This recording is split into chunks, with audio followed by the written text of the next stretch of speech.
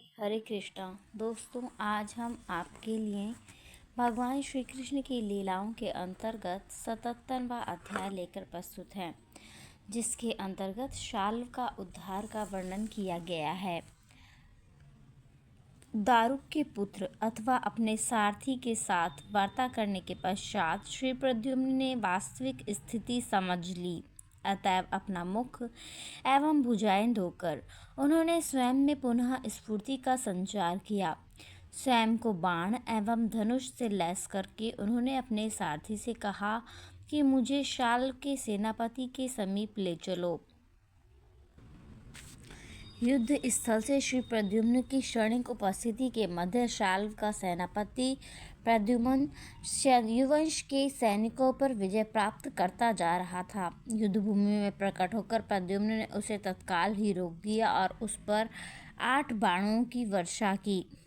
4 बाणों से उन्होंने उसे 4 घोड़े मार डाले। एक बाण से उसके सारथी का वध कर दिया गया तथा एक बाण से उसने धनुष के 2 टुकड़े कर दिए। एक अन्य से उसके झंडे के अनेकानेक टुकड़े कर दिए और एक से उन्होंने उसके सिर को अलग कर दिया। दूसरे भाग में गद, सात्यकी तथा सांब जैसे वीर योद्धा शाल्व के सैनिकों का वध करने में संलग्न थे। जो सैनिक शाल्व के साथ विमान में बैठे थे, वे युद्ध में मारे गए और सागर में गिर पड़े। दोनों दल अपने विरोधी दलों पर गंभीरतापूर्वक आक्रमण करने लगे। युद्ध भयानक और खतरों पूर्ण था और 27 दिनों तक अनवरत चलता रहा। जब द्वारका का नगर में युद्ध हो रहा था, तब श्री कृष्ण इंद्रप्रस्थ में पांडवों एवं महाराज युधिष्ठिर के साथ रह रहे थे।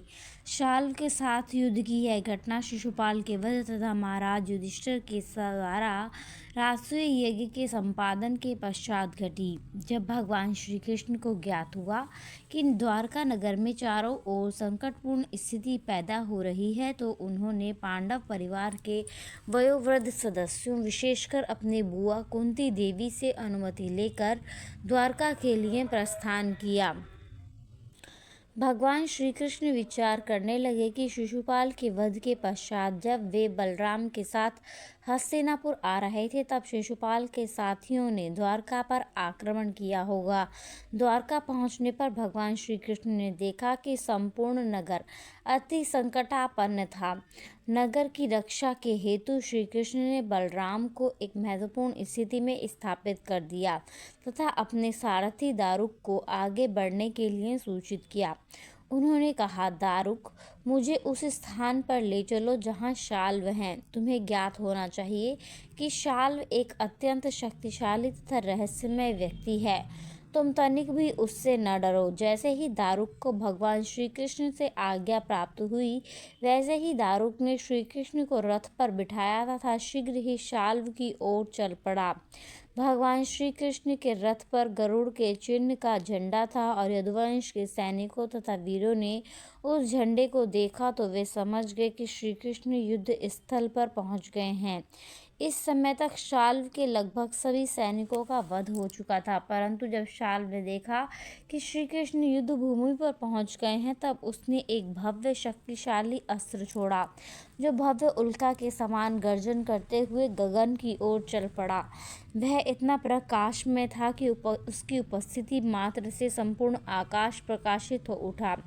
परंतु प्रकट होते ही श्री कृष्ण ने अपना एक बाण छोड़कर उस भयानक अस्त्र के सैकड़ों हजारों टुकड़े कर दिए। भगवान श्री कृष्ण ने 16 बाण शाल्व की ओर छोड़े तथा बाणों की वर्षा करके उन्होंने विमान को पराजित कर दिया। जिस प्रकार सूर्य संपूर्ण निर्मल अंबर को अपनी किरणों के अनंत अणुओं से अभिभूत कर लेता है, शाल्व ने श्री कृष्ण की बार्थी और भयानक रूप से आक्रमण किया। जिधर श्री भगवान ने अपना शारंग नामक धनुष धारण कर रखा था, इससे श्री कृष्ण के हाथ से धनुष गिर पड़ा। धनुष का इस प्रकार गिरना निसंदेह अद्भुत था। महान व्यक्ति एवं देवतागण जो श्री कृष्ण एवं शाल्व के बीच इस युद्ध का अवलोकन कर रहे थे, अत्यंत उद्विग्न हो उठे तथा वे हाय हाय करने लगे। शाल्व ने सोचा कि वह विजयी हो गया है, अतः गर्जन के साथ श्री कृष्ण को इस प्रकार संबोधित करने लगा, दुष्ट कृष्ण, तुमने हमारी उपस्थिति में बलपूर्वक रुक्मिणी का अपहरण कर लिया, किंतु तुमने मेरे मित्र शिशुपाल के साथ छल करके स्वयं रुक्मिणी से विवाह किया। कि महाराज युधिष्ठिर के राजसूय यज्ञ में जब मेरे मित्र शिशुपाल का ध्यान दूसरी ओर बट गया था, तब तुमने उसका वध करने का सुअवसर प्राप्त कर लिया। सभी लोग सोचते हैं कि तुम एक महान योद्धा हो और तुम्हें कोई पराजित नहीं कर सकता। अतएव अब तुम्हें मेरी शक्ति का प्रमाण प्रस्तुत करना होगा। मेरा विचार है कि यदि तुम मेरे सम्मुख और अधिक खड़े रहे तो तीक्ष्ण बाण के द्वारा मैं तुम्हें एक ऐसे स्थान पर पहुंचा दूंगा जहां से तुम कभी भी लौटकर नहीं आ सकोगे। इस पर श्री भगवान ने उत्तर दिया, मूर्ख शाल्व, तुम मूर्खतापूर्ण बातें कर रहे हो। तुम्हें ज्ञात नहीं है कि तुम्हारी मौत का क्षण समीप आ गया है। जो वीर होते हैं वे अधिक बातें नहीं करते हैं, वे अपना पराक्रम उदात्त कार्यों के व्यवहारिक प्रदर्शन के द्वारा प्रमाणित करते हैं। ऐसा कहने के पश्चात अत्यंत क्रोध में आकर श्री कृष्ण ने गदा से शाल्व की हंसली पर इतनी कठोरतापूर्वक वार किया कि भीतर ही भीतर रक्त स्राव होने लगा तथा वह कुछ इस प्रकार कांपने लगा मानो वह अत्यंत ठंड के कारण प्राण रहित हो जाने वाला है। तथापि इससे पहले कि श्री कृष्ण उस पर पुनः आक्रमण कर पाते, शाल्व अपनी रहस्यमय शक्ति की सहायता से अदृश्य हो गया। कुछ ही क्षणों में एक रहस्यमय अज्ञात व्यक्ति भगवान श्री कृष्ण के सम्मुख आया। वह श्री भगवान के चरण कमलों में झुका और उनसे कहा, आप अपने पिता वसुदेव के अति प्रिय पुत्र हैं, अतएव माता देवकी ने मुझे आपके पास यह सूचित करने के लिए भेजा है कि आपके पिता को शाल्व ने बंदी बनाकर उन्हें बलपूर्वक अपने अधिकार में ले लिया है। वह उन्हें ठीक उसी प्रकार ले गया जिस प्रकार एक कसाई पशु को निर्दयता के साथ ले जाता है। जब भगवान श्री कृष्ण ने इस अज्ञात व्यक्ति से इस दुर्भाग्यपूर्ण समाचार को सुना तो सर्वप्रथम सामान्य व्यक्ति की भांति वे अत्यंत उद्विग्न हुए। उनका मुख दुख के चिन्ह प्रदर्शित कर रहा था तथा वे दयनीय मुद्रा में चिल्ला उठे, ऐसा कैसे संभव हो सकता है? मेरे भ्राता श्री बलराम वहाँ पर उपस्थित हैं तथा बलराम जी को पराजित करना किसी के लिए भी संभव नहीं है। वे द्वारका नगर के अधिकारी हैं तथा मुझे ज्ञात है कि वे सदैव सचेत रहते हैं। शाल्व किस प्रकार नगर में प्रवेश करके मेरे पिताजी को ऐसे बंदी बना सकता है? चाहे वह कुछ भी हो, शाल्व की शक्ति सीमित है। अतएव यह कैसे संभव हो सकता है कि बलराम जी के बल को पराजित करके उसने मेरे पिताजी को बंदी बना लिया है, जैसा कि इस व्यक्ति ने वर्णित किया है। आह, अंततः भाग्य बहुत बलवान है। जब श्री कृष्ण इस प्रकार सोच रहे थे तब शाल्व उनके सम्मुख एक ऐसे व्यक्ति को ले आया जो पूर्णतया उनके पिता के समान प्रतीत हो रहा था। ये सभी शाल्व की रहस्यमय शक्तियों की रचनाएं थीं। शाल्व श्री कृष्ण को संबोधित करने लगा, मूर्ख कृष्ण, देखो, यह तुम्हारे पिता हैं जिन्होंने तुम्हें जन्म दिया तथा जिनकी कृपा से तुम अभी भी जीवित हो। अब तुम देखते रहो कि किस प्रकार मैं तुम्हारे पिता का वध करता हूँ। यदि तुम में तनिक भी बल है तो तुम उनकी रक्षा करने का प्रयत्न करो। रहस्यमय जादूगर शाल्व ने इस प्रकार श्री कृष्ण के सम्मुख कहते हुए तत्काल ही नकली वसुदेव का सिर काट डाला और बिना हिचकिचाहट के उसने मृत शरीर को लेकर विमान में रख दिया। श्री कृष्ण स्वयं में पूर्ण श्री भगवान हैं, तथापि वे एक मानव का अभिनय कर रहे थे। तब एक क्षण के लिए वे अत्यंत निराश हो उठे।